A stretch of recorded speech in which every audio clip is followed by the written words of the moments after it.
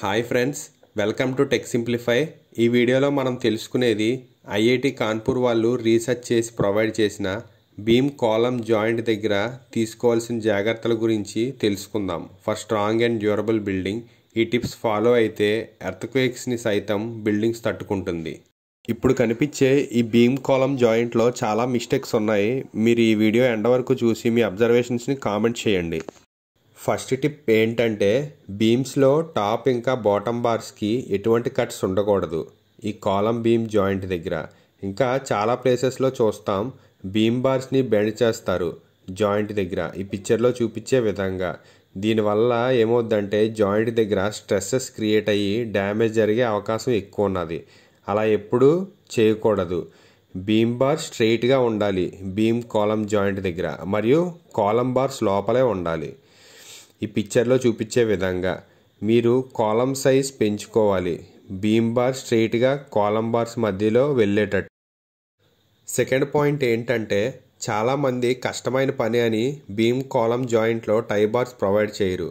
Column beam joint దగ్గర టై bars provide చేయకపోవడం వల్ల జాయింట్ ఫెయిల్ అయ్యే ఛాన్స్ ఉంది డ్యూ టు షియర్ ఫోర్సెస్. అయితే ఈ టై బార్స్ ఎలా ప్రొవైడ్ చేయాలో మనం ప్రొసీజర్ చూద్దాం ఇప్పుడు.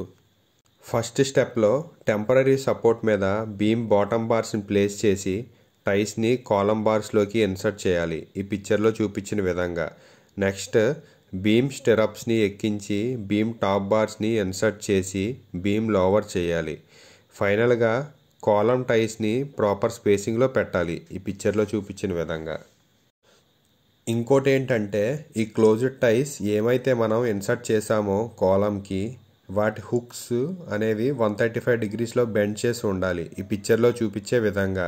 ఇంకా హుక్ లెంత్ అయితే 10 times the diameter of the tie bar అనేది ఉండాలి. దీనివల్ల ఏంటంటే కాంక్రీట్తో మంచి బాండింగ్ క్రియేట్ అయ్యి ఇంపాక్ట్స్లోని సైతం మన జాయింట్ అనేది తట్టుకోగలుగుతుంది. ఫోర్త్ పాయింట్ ఏంటంటే, మన బిల్డింగ్ స్ట్రాంగ్గా ఎర్త్క్వేక్ని కూడా రెసిస్ట్ చేసేటట్టు ఉండాలి అనుకుంటే కాలమ్ సైజ్ అనేది మినిమం 30 centimeters ఉండేటట్టు చూసుకోవాలి రెండు పక్కల. ఇది గుడ్ ప్రాక్టీస్.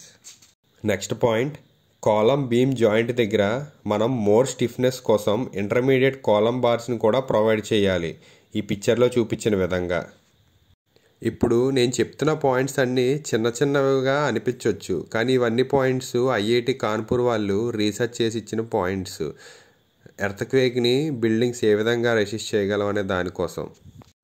ఇప్పుడు నెక్స్ట్ ఫిఫ్త్ పాయింట్ ఏంటంటే, ఇంకా మాకు మోర్ స్ట్రెంగ్త్ బిల్డింగ్ కావాలి ఎటువంటి ఎర్త్క్వేక్ని అయినా కూడా తట్టుకునేలాగా అంటే ఆర్సీ వాల్స్ ప్రొవైడ్ చేయాలండి.